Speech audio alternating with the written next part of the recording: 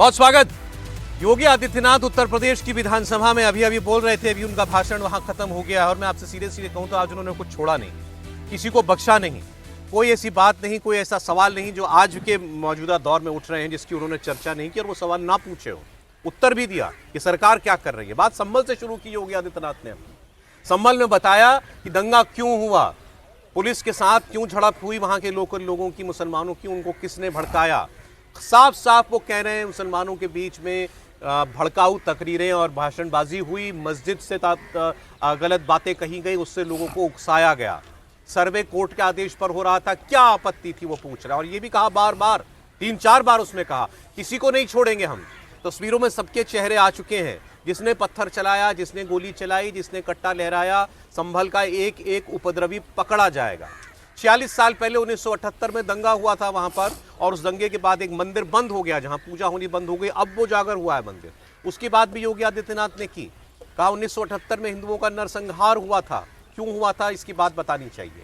आज़ादी से लेकर आज तक जितने सांप्रदायिक दंगे हुए हैं उन सब का ब्यौरा आज विधानसभा के अंदर योगी आदित्यनाथ ने रख दिया, खासकर संभल के अंदर।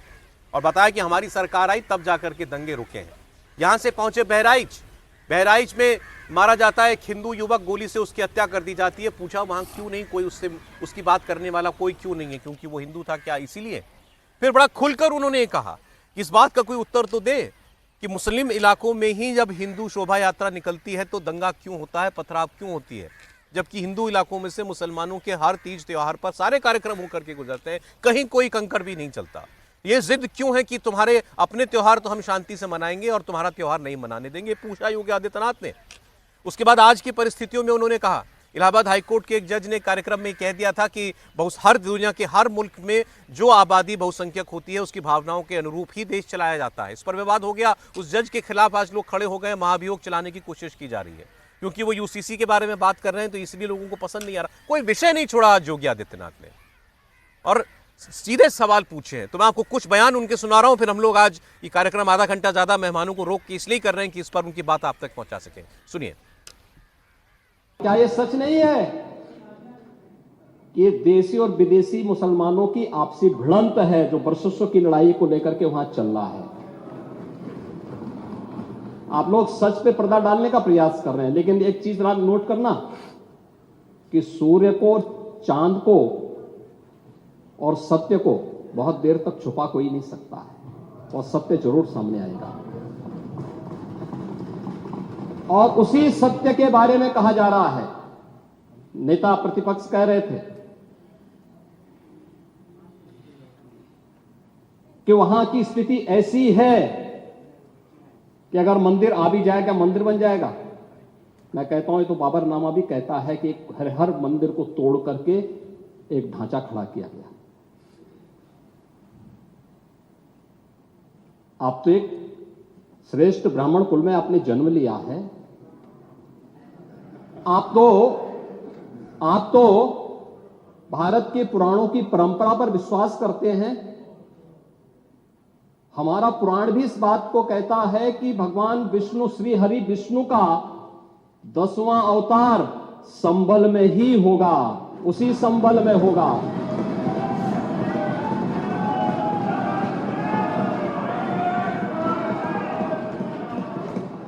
और यह तो केवल सर्वे की बात थी। माननीय न्यायालय के आदेश पर जिलाधिकारी का मतलब जिले का एडमिनिस्ट्रेटिव हेड, पुलिस अधीक्षक उस जिले की पुलिस फोर्स का मुखिया है। इनका दायित्व है कि शांतिपूर्ण तरीके से किसी सर्वे के कार्यक्रम को वहां पे संपन्न करना, माननीय न्यायालय के आदेश को अक्षरशः अनुपालन करना। और सर्वे 19 नवंबर को भी हुआ, 21 नवंबर को भी हुआ, 24 नवंबर को भी सर्वे का कार्य चल रहा था। क्या यह संभव है? नहीं, 21 को संपन्न नहीं हुआ था। ये लगातार सर्वे का काम चल रहा था। और सर्वे के कार्य के दौरान पहले 2 दिन कोई भी शांति भंग नहीं हुई। तीसरे दिन जब 23 नवंबर को जुमे की नमाज के पहले और जुमे की नमाज के दौरान जिस प्रकार की तकरीरें दी गई, उन तकरीरों के बाद माहौल खराब हुआ और फिर उसके बाद जिस प्रकार की स्थितियां की गई थी, तो संभल में कैसे माहौल खराब किया गया वहां पे। ये संभल में दंगों का जो इतिहास है 1947 से ही प्रारंभ होता है। 1947 में एक मौत होती है, 1948 में 6 लोग मारे जाते हैं, 1958 में भी दंगा होता है, 1962 में भी दंगा होता है, 1976 में भी 5 लोगों की मौत वहां पर हुई थी और 1978 में 184 हिंदुओं को सामूहिक रूप से जला दिया गया था। 184 हिंदुओं को हत्या हुई थी, हिंदुओं की हत्या हुई थी और जलाया भी गया था। वहां पर 1978 में जो दंगा हुआ था, महोदय, किस प्रकार की स्थिति थी।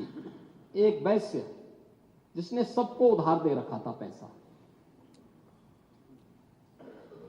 और उस बात को मानता था कि साहब मैं तो सबको पैसा देता हूं, मेरे यहां तो सब व्यवसाय के साथ जुड़े हुए हैं। आज योगी जी का भाषण जो है इस पर वाकई में बात होनी चाहिए। मैं तो ये कहकर शुरुआत करना चाहता हूं अपने मेहमानों से बातचीत की, मैंने तो किसी आज के दौर में नेता को इतना खुल के बोलते नहीं सुना, इतना खुल के बोलते। आप पे आरोप लगेंगे, लाख आरोप लगेंगे कि आप एक पक्ष की बात करते हैं, आप मुख्यमंत्री हैं, आपको ऐसी बात नहीं कहनी चाहिए, वो विषय है, बात करते हैं उस पर। लेकिन जो बात कही, मैं कोई लाग लपेट नहीं, know if but, Yogi Adityanath ने जैसा था वैसे का वैसा ही रख दिया सामने। त्रिपाठी जी, नहीं, मुझे लगता है एक चर्चा इस पर देश भर में होनी चाहिए कि क्या सच को 2 तरह से कहा जा सकता है। क्या सच तो एक ही तरह से कहा जाएगा ना, उसकी व्याख्या अलग अलग हो सकती है। सच ये है जो योगी आदित्यनाथ आज उत्तर प्रदेश विधानसभा के पटल पर बोल रहे हैं। ये बात क्या देश का मुसलमान नहीं कहता? वो भी कहता है कि हाँ भाई मस्जिद मंदिर तोड़ के ही तो मस्जिद बनी।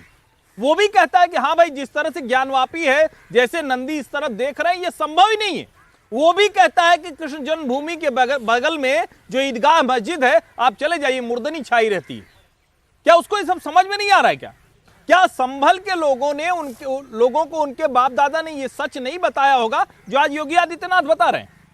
और वो ठीक कह रहे हैं, भाई कृपा तो कर दी कि उस मंदिर को पूरी तरह से नहीं तोड़ा। और मैं कह रहा था तो आपने कहा ये कल्पना वाली बात है, लेकिन सच बात यही कि अगर उसको तोड़ के और वहां नमाज पढ़ने लग जाते तो हम ही लोग प्लेसेज ऑफ वर्शिप एक्ट 1991 के तहत चर्चा करते कि अरे भाई क्यों करें। मुझे लगता है कि इस देश में अगर लोकतंत्र संविधान का सम्मान करने की बात है तो आज जो योगी आदित्यनाथ ने कहा है उस बात पर बिना किसी, जिसको कहते हैं ना मन में कोई कुछ रखना नहीं है, सच के साथ बात कीजिए, व्याख्या कर सकते हैं, उस पर बातचीत कर सकते हैं, लेकिन है यही। संभल पर योगी आदित्यनाथ ने शुरुआत की कि लोग कह रहे हैं वहां पर जय श्री राम का नारा किसी ने लगाया, भड़काऊ नारा है इसलिए दंगा हो गया। वो पूछते हैं जय श्री राम का नारा भड़काऊ नारा है क्या? हम तो मिलते हैं तो राम राम कहते हैं। फिर उन्होंने कहा भड़काऊ भाषण तो जुमे की नमाज से पहले और उसके बाद हुए थे, इस वजह से वहां पर दंगा हुआ। फिर वो इस मंदिर की बात पर आते हैं जो अब मिला है, जो छोटा सा मंदिर जो दबा हुआ था चारों तरफ से। उन्होंने पूछा, उन्होंने कहा कि लोग कह रहे थे मंदिर तो सलामत है ना। उन्होंने कहा बड़ी कृपा हो गई कि मंदिर सलामत छोड़ दिया। 22 कुएं थे वहां पर, वो किसने बंद कर दिए, उसकी भी जांच हम लोग कराएंगे। फिर बहराइच की हिंसा पर वो कहते हैं कि क्या सनातन का झंडा लगाना अपराध हो गया, उसकी गोली मार देंगे, जो लड़का छत पे चढ़ गया था जिसकी गोली मारकर हत्या हुई। फिर वो कह रहे हैं कि दंगा सड़क पे नहीं हुआ, घर के अंदर से गोली उसको मारी गई है। क्यों मुस्लिम इलाके में जाते ही विवाद हो जाता है हिंदू यात्रा के? देखिए, मैं समझता हूँ कि योगी जी का ये जो भाषण है ना, बहुत बिना लाग लपेट वाला, बिल्कुल साफ साफ बोलने वाला है, लेकिन भड़काऊ भाषण नहीं कह सकते आप इसको। अक्सर जब हम चर्चा करते हैं ना हिंदू मुसलमान की, सांप्रदायिकता की, धर्मनिरपेक्षता की, तो मोटे तौर पर ज़्यादातर नेताओं के या जो भी लोग बोलते हैं वो भाषण भड़काऊ भाषण की श्रेणी में आते हैं। आज वो भड़काऊ तरीके से बात नहीं कर रहे, वो तथ्यों को रखने की बात कर रहे हैं। फैक्ट्स के तौर पर, एक फैक्ट शीट के तौर पर मुख्यमंत्री ने बातों को रखा है, ठीक है। इसको आप एक तरफा बयान नहीं मानते? एक तरफा बयान नहीं है, एक फैक्ट शीट है, मैं कह रहा हूँ फैक्ट शीट है। हो सकता है कि बहुत सारे लोग कहें कि भाई मुख्यमंत्री को इस तरह से बात नहीं करनी चाहिए, लेकिन आखिर में वो मुख्यमंत्री की तरह से बात करते हैं और कहते हैं कि ये जो हो रहा है, सारे सवाल उन्होंने खड़े किए कि मुसलमान इलाके में क्यों दंगा हो जाता है, क्यों शोभा यात्रा नहीं निकलती, लेकिन फिर उन्होंने आखिर में मुख्यमंत्री के तौर पर कहते हैं वो कि हम किसी भी धर्म का कोई भी त्यौहार हो उसको शांति से मनाने के लिए ये सरकार इस बात की व्यवस्था रखेगी, जिम्मेदारी लेगी कि किसी में नहीं हो। लेकिन ये ध्यान रखना चाहिए कि एक पक्ष के, एक धर्म के त्यौहार तो आप शांति से मना लें, दूसरे धर्म के त्यौहार नहीं मनाएं। मैं इसको भड़काऊ भाषण के तरीके से नहीं देखता और एक फैक्ट शीट के तौर पे देखता हूँ। यदि इसको आप कहें कि थोड़ी बातों, सहमत हैं उन्होंने जो बातें कही आज? नहीं, मैं कह रहा हूँ फैक्ट शीट को तो सहमत होना चाहिए ना आपको। फैक्ट शीट को कहने के अलग अलग तरीके होते हैं, लेकिन हमारे यहाँ परेशानी क्या होती है कि हम एक बात को अलग अलग तरीके से जब करते हैं और कभी आधी बात यहाँ की कहेंगे, कभी वहाँ की कहेंगे, वो दोनों बातों को रख रहे हैं। मुख्यमंत्री के तौर पर इस बात को रख रहे हैं, फैक्ट शीट के तौर पर। इसीलिए आपने कहा कि विधानसभा में हंगामा नहीं हुआ। यदि वो गलत बात कर रहे होते तो वहाँ पे तो कोई मजबूत विपक्ष है, कोई ऐसा कमजोर विपक्ष भी नहीं है, ठीक ठाक सा विपक्ष है। उन्होंने उस पर कोई हंगामा नहीं किया, लेकिन उनको फिर भी ये भरोसा दिलाना चाहिए कि उत्तर प्रदेश में जो लोग रहते हैं, 22 करोड़ लोग, 23 करोड़ लोग, वो उनके नेतृत्व में, उनके मुख्यमंत्री रहते हुए मजबूत तरीके से और शांति के साथ रहेंगे। एक बात मैं और कह देना चाहता हूँ खाली, कि ये भाषण जो है ना विधानसभा के लिए था कि नहीं था, क्योंकि वो दिल्ली तक आ गए हैं। उसमें भाषण में उपराष्ट्रपति का चर्चा की है।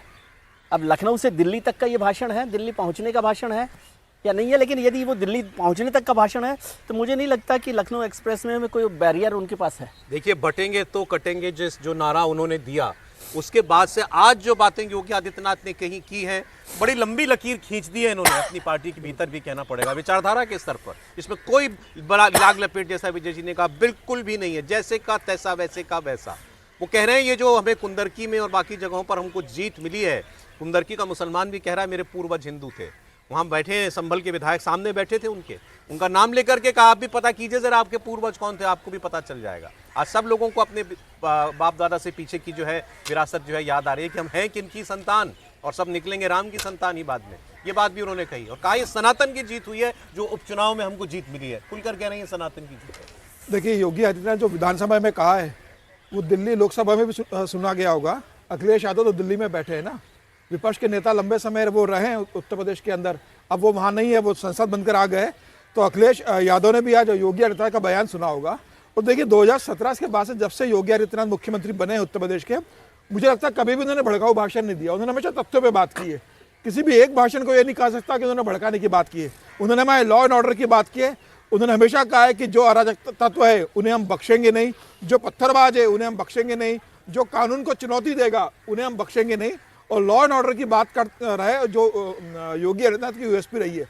देखिए, योगी आदित्यनाथ ने बहुत स्पष्ट कहा कि ये धरती जो है यह राम की और बुद्ध की धरती है, यह राम और बुद्ध की परंपरा है, इसे हम बाबर और औरंगजेब की परंपरा नहीं बनने देंगे। बहुत स्पष्ट कह दिया उन्होंने। और आज जिस तरीके से उन्होंने विपक्ष को कटघरे में खड़ा करा है, उन्होंने स्पष्ट बता दिया है कि भाई मेरे जो मन में है वो मेरे सामने रहता है, मैं सारी चीजें आपके सामने रख रहा हूं। उन्होंने संबल में जिक्र करते हुए बताया कि 200 हिंदू मारे गए, तो कभी इन्होंने इसका जिक्र नहीं किया, और आज संबल की जिक्र कर रहे हैं। उन्होंने इस बात का भी जवाब दिया कि ये कह रहे हैं कि संबल ने मंदिर को नहीं किया, लेकिन कुएं को किसने मिट्टी डाली थी, कुएं को किसने पाटने की कोशिश की थी।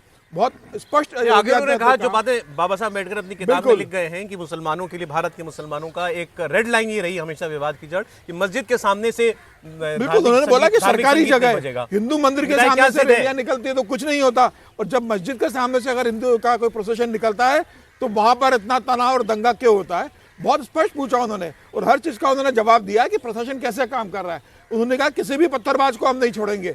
मुझे ऐसा लग रहा है कि आज विपक्ष उन्होंने बता दिया होगा कि आप कितने भी आरोप लगाओ, कितना भी भड़काने की कोशिश करो, उत्तर प्रदेश 2017 से जिस रास्ते पर चला है उसी रास्ते पर अबाध गति से चढ़ता रहेगा, निर्बाध रूप से चलता रहेगा। और योगी आदित्यनाथ बहुत स्पष्ट कर दिया है कि वह किसी भी असामाजिक तत्व को, अराजक तत्व को नहीं छोड़ेंगे। आप भले ही योगी आदित्यनाथ पे कितने भी आरोप लगाओ, ये बहुत स्पष्ट संदेश उन्होंने आज दे दिया है। देखिए, बीजेपी के अंदर सॉफ्ट हिंदुत्व, हार्ड हिंदुत्व की बात होती थी। मुझे लग रहा है योगी जी उसकी एक अलग परिभाषा लिख रहे हैं, इस किस्म की बात वो खुले तौर पर कह रहे हैं। नहीं, देखिए, मुझे लगता है कि हिंदुत्व तो कोई सॉफ्ट या हार्ड तो होता ही नहीं। आप या तो हिंदुत्व को स्वीकार करेंगे या उसको लेकर इल्तिजा मुफ्ती, राहुल गांधी, प्रियंका या दूसरे जैसे लोग, अखिलेश यादव, ऐसा व्यवहार करेंगे। योगी आदित्यनाथ ने आज कई बड़े प्रश्न किए, जिन प्रश्नों को कांग्रेस पार्टी को करना चाहिए था स्वतंत्रता के बाद, जिन प्रश्नों पर इस देश के हर नेता को बात करना चाहिए। और मैं बार बार कहता हूं कि इस देश का मुसलमान नहीं दोषी है, वो थोड़ी ने पहले कहता था कि क्यों हमारी मस्जिद के सामने से जाते हो।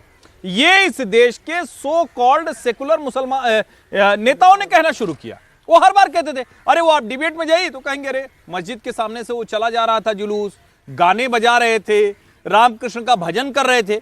जब नेता ये बात करता है तो मुसलमानों के मन में आता है कि हाँ यार ये बात तो ठीक है, लॉजिकल है, तब वो खड़ा हो जाता है।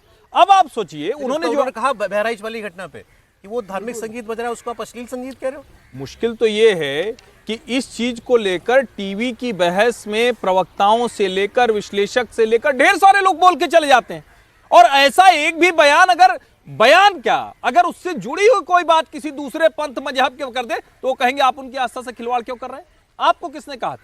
ये वो फ्रॉड सेकुलर जमात है जिसने सर तन से जुदा जैसे नारे के खिलाफ बोलने में हिचकिचाहट दी, और जो ढेर सारे मौलाना थे, इमाम थे, वो उसके खिलाफ आकर खड़े हो गए। ये दोष इस देश के फ्रॉड सेकुलर नेताओं का है। योगी आदित्यनाथ ने आज जो सदन में किया है, इस देश का जो मूल है उसको पहचानवाने की कोशिश की है, बताने की कोशिश है। इस पर बहस हो तो और अच्छा होगा। जो उन्होंने बीजेपी के लिए बहुत चैलेंजिंग भाषण है, बीजेपी की एक बड़ी जमात के लिए। क्यों? क्योंकि वो बहुत इस तरह से साफ तरीके से नहीं रहते, तो बहुत नहीं, साफ मैं साफ इससे बात सहमत नहीं नहीं करते हैं।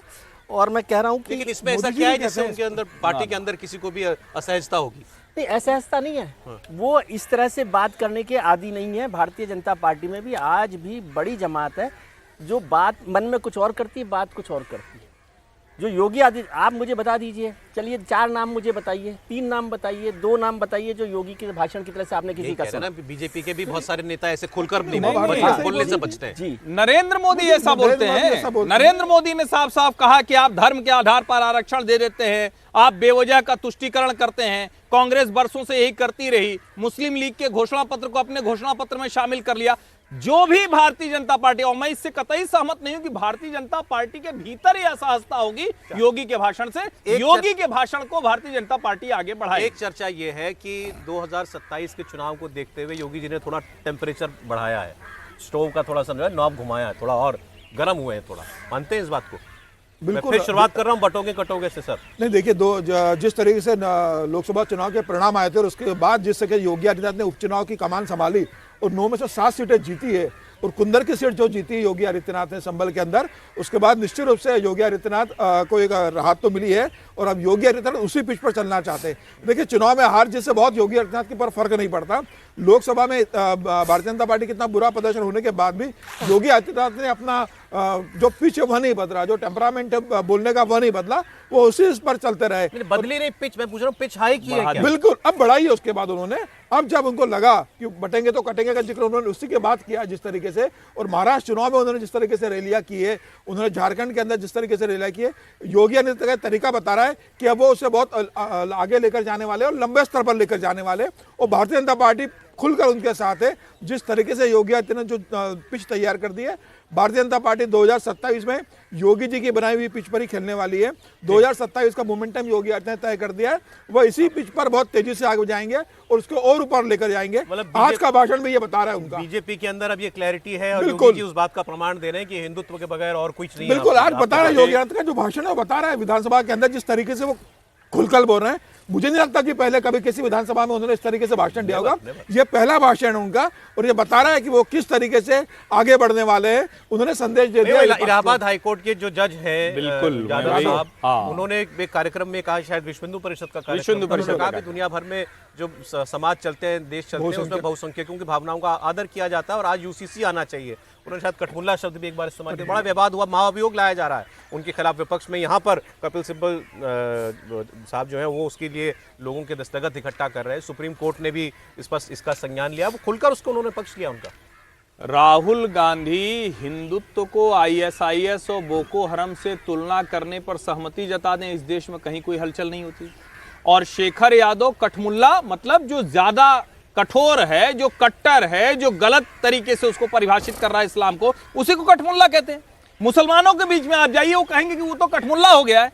ये कोई नई बात थोड़ी ना है। जो भी लोग देशज भाषा को समझते हैं वो उसको सुनेंगे। लेकिन कमाल की बात ये कि शेखर यादव के खिलाफ महाभियोग ला रहे हैं। इस देश में समान नागरिक संहिता की बात करना वो कम्युनल हो जाता है। इसीलिए प्रधानमंत्री नरेंद्र मोदी को लाल किले से, प्रधानमंत्री नरेंद्र मोदी को सदन के भीतर ये कहना पड़ता है कि अभी जो है वो कम्युनल है, अब हम सेकुलर सिविल कोड लाएंगे। योगी आदित्यनाथ जो कह रहे हैं, जरा दुनिया के किसी देश का बताइए ना, बहुसंख्यक की भावना का सम्मान नहीं रहेगा तो उस देश का सत्व, उस देश की आत्मा, उस देश की चेतना मर जाएगी।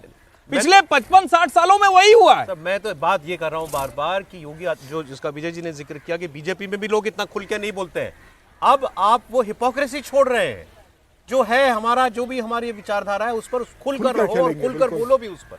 नहीं, मैं ये कह रहा हूं कि बीजेपी ने ऐसा कभी नहीं किया कि वो छोड़ दिया हो 4 राज्यों की सरकार के बारे में। हाँ, कई बार आप जब कुछ पदों पर पहुंचते हैं तो भाषा को लेकर आप चयन शब्दों में थोड़ा सा बरतते हैं, लेकिन सदन के भीतर भी जो बातें योगी आदित्यनाथ कह रहे हैं, क्या उसमें कोई भाषा, शब्दों का चयन, शब्दावली उसमें कोई गड़बड़ है? वो तथ्यों के आधार पर नरेट कर रहे हैं, कुछ बड़े संदर्भ रख रहे हैं और उन संदर्भों का जवाब नहीं है, चाहे वो पुस्तकों का संदर्भ हो, चाहे ऐतिहासिक ग्रंथों का संदर्भ हो। और वो सब छोड़िए, ज्यादा पढ़ने लिखने की क्या जरूरत है? क्यों मुसलमान मोहल्ले से कोई हिंदू जुलूस नहीं जाएगा? यही जवाब दीजिए। एक लाइन का है जिसको मैं बार बार कहता हूं कि इस देश के हर व्यक्ति को पूछना चाहिए, और हिंदू मोहल्ले से मुसलमान जुलूस तो बड़े मजे से जाएगा और जाना ही चाहिए। किसी भी जगह से कोई जुलूस, कोई धार्मिक यात्रा, कोई इस तरह का जो भी कुछ करते हैं वो जाए और सब प्रसन्नता पूर्वक उसको जाने दे। ये असली सेकुलरिज्म होगा, अगर कोई सेकुलरिज्म जैसी चीज है। वरना हिंदुओं को मत सिखाइए सेकुलरिज्म, ये वेस्ट से लाके आपने इस देश का बेड़ा गर्क किया। योगी आदित्यनाथ बिल्कुल दुरुस्त बात कर रहे हैं कि जो लोग कुछ नहीं कर पा रहे हैं वो समान नागरिक संहिता की आड़ में छिपते हैं, महाभियोग लाते हैं, अविश्वास प्रस्ताव लाते हैं। और उन्होंने कहा ऐसे लोगों को, शब्द मैं इस्तेमाल कर रहा हूं, ऐसे लोगों को नंगा करने की जरूरत है। जी, आप कुछ कह रहे थे? नहीं, मैं जस्टिस शेखर यादव की बात कर रहा हूँ। वो यूसीसी का मसला नहीं है, आप उसको थोड़ा सा ट्विस्ट कर रहे हैं। नहीं, हम भी बोला उन्होंने, नहीं बोला है, लेकिन मसला यूसीसी का नहीं है, मसला है बहुसंख्यकवाद का।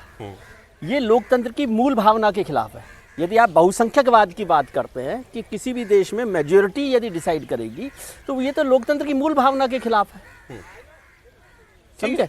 तो असली मसला वो है, झगड़ा उस पर हो रहा है, यूसीसी पर झगड़ा नहीं हो रहा। आप किसी बात को, आपका मतलब हम लोग जो भी लोग उस पर उनको सपोर्ट कर रहे हैं वो यूसीसी पर नहीं है। मैं ना उसके नहीं, खिलाफ आपकी ना बात सपोर्ट नहीं, कर रहा हूं। आपकी मैं बात तो ये नहीं, कह रहा हूं कि ये नया है कि एक मुख्यमंत्री खुलकर, बड़ा लोग नहीं बचते भाई, जो जुडिशरी के बीच का मामला है। मैं तो कह ही रहा हूं, वो ये साइड लिया उसमें, बोले क्या गलत कह दिया उन्होंने ऐसा, मैं ये बात कह रहा हूं। हाँ, वो उसमें मैं कह ही रहा हूँ कि अभी आप दो तरफ बात कर रहे हैं हम लोग, कि एक तो कह रहे हैं कि नहीं सब लोग ऐसा बोलते हैं, फिर कह रहे हैं कि पहली बार ऐसा बोला है। पहली बार ऐसा बोला, इसका मतलब सब लोग ऐसा नहीं बोलते ना, भारतीय जनता पार्टी। आपसे नहीं बोलते ऐसा। हाँ, तो फिर ये बात को साफ करें कि वो, और मैंने कहा कि वो फैक्ट शीट के तरह से बोल रहे हैं और बिना लाग लपेट के बोल रहे हैं। ये हिम्मत होनी चाहिए कि इसको, और इसीलिए मैंने कहा कि पॉलिटिकल समझ मेरी ये कहती है कि अब वो 12th में जो बच्चा बहुत अच्छी मार्क्स ले लेता है ना, 100% मार्क्स ले आता है, तो इसका मतलब थोड़ी वो हमेशा स्कूल में ही रहेगा, उसे कॉलेज में जाना ही पड़ता है।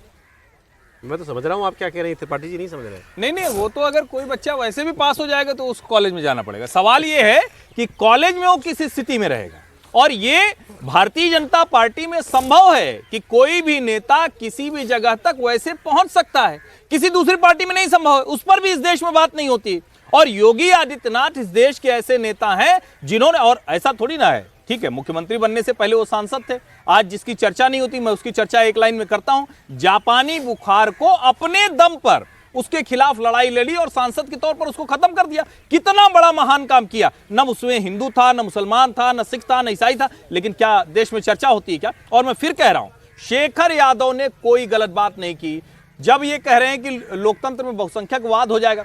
वाद लगाकर, ये कम्युनिस्ट आइडिया है, भारत के किसी भी चीज को वाद लगा दो, ब्राह्मणवाद, मनुवाद, बहुसंख्यकवाद। अरे कमाल है, जिस देश में डेमोक्रेसी में first pass the post system चलता हो, 51 पाया 49 वाला बाहर हुआ बहुसंख्यक का कि नहीं हुआ, 272 पाया प्रधानमंत्री, 270 पाने वाला बाहर हुआ बहुसंख्यक का कि नहीं हुआ। और भावनाओं का जब आप अपमान करते हैं, 272 नहीं मिले, उनके पास भी उतनी ताकत है इस लोकतंत्र में। वो कहाँ से? वो जाने का है न्यायालय के पास भी ताकत है। नहीं, न्यायालय में है ना, पत्थर लेके सड़क पे खड़ा होने का थोड़ी है। ठीक है, बहरा उन जज साहब के साथ योगी जी ने अपना समर्थन दिया और दुरुस्त बात की है। और आज ही देखिए जरा, हम पार्लियामेंट के बाहर हैं, प्रोग्राम में पहले बात कर रहे थे, अब योगी जी के भाषण के बाद तो फिर बात करनी चाहिए। ये कहाँ अपनी लकीर कितनी लंबी ले गए हिंदुत्व की, और यहाँ पार्लियामेंट में प्रियंका गांधी जो है वो फिलिस्तीन का बैग लेकर के आती हैं। सारी चर्चा प्रियंका गांधी के भाषण में संभल, अखिलेश यादव के भाषण में संभल, राहुल गांधी के भाषण में संभल की चर्चा उन्होंने भी की, लेकिन संभल का सारा कुछ कच्चा चिट्ठा रख दिया सामने। समीर जी, बिल्कुल इसमें कोई दो राय नहीं। सिर्फ चर्चा नहीं हुई लोकसभा में, राहुल गांधी और प्रियंका गांधी तो संभल जाने के लिए निकले थे, चर्चा करने को तैयार नहीं थे, पहले वो संभल गए थे। तो ठीक है, राहुल का प्रियंका गांधी का तो अपना एजेंडा है, अब लोकसभा की सांसद बन गई है पहली बार, तो उन्हें पता है कि कांग्रेस का क्या एजेंडा है, राहुल गांधी का हमारा क्या एजेंडा है, उस एजेंडे को उनको लेकर चलना है। वो आज बैग लेकर आई है, कल वो पर्स लेकर आएंगी, परसों वो टी शर्ट भी पहन के आ सकती है उस संदर्भ में फिलीपींस को लेकर, उसमें कुछ नया नहीं है। मेरा ये कहना है कि आज जो योगी आदित्यनाथ जो कहा है विधानसभा के अंदर, बहुत स्पष्ट संभल को लेकर उन्होंने बता दिया है, बहुत स्पष्ट उन्होंने उनकी जो सरकार है उसके एजेंडे को बता दिया है, बहुत स्पष्ट उन्होंने बता दिया है कि ये बता देना 2027 तक वो किस तरह के जाने वाले हैं। पात्रा जी का एक ट्वीट है, ठीक है, ये तो होना ही था इस पर। ये दरअसल होना ही था। ये एक फोटो बनाई है जिसमें नरेंद्र मोदी हैं, भारत उनके आगे लिखा है, वो लिखा हुआ है मैं आपका हूं, और प्रियंका फिलिस्तीन का बैग लेके घूम रही हैं, वो उनके। अब आप कुछ भी कहिए, और संबित पात्रा ने लिखा है फर्क साफ है। नहीं, मेरा कहना ये होगा, ये प्रियंका गांधी तो जानती ही थी, उनको मालूम ही था ना मैं फिलिस्तीन का बैग लेकर जा रही हूं, तो संदेश क्यों लेके आई, वो क्यों लेके आई ना, संदेश देना था ना, किसको संदेश देना था, भारत के मुसलमानों को संदेश देना था। उनका मकसद भी हल हो रहा है इससे, बिल्कुल उनका वोट बैंक ही वही है। प्रियंका गांधी और कांग्रेस का जो वोट बैंक है उनको संदेश देना है, वो संदेश दे रही है अपने तरीके से। वो संभल जाके संदेश देना चाहती है, वो लोकसभा के अंदर बैग लेकर संदेश देना चाहती है, तरीका अपना अलग अलग है संदेश देने का। और वही अखिलेश यादव चाहते हैं, वही प्रियंका गांधी राहुल गांधी चाहते हैं, मुझे लग रहा है। लेकिन इन सब बातों के बाद जो जिस तरीके से योगी आदित्यनाथ ने आज लोकसभा विधानसभा के अंदर उत्तर प्रदेश में बोला है, सबको इस बात का करारा जवाब दे दिया है। मुझे ऐसा लग रहा है अब योगी आदित्यनाथ इसी बीच पर लंबे चलने वाले। उन्होंने बता दिया है मेरा एजेंडा साफ है, अराजक तत्वों को, असामाजिक तत्वों को, पत्थर फेंकने वालों के प्रति कोई सहानुभूति नहीं रहेगी। वो किसी भी धर्म का हो, आप उपद्रव करोगे तो योगी की सरकार आपसे बराबर निपटेगी, और योगी आदित्यनाथ आपको सदन के अंदर और सड़क के अंदर बराबर एक्सपोज करेंगे।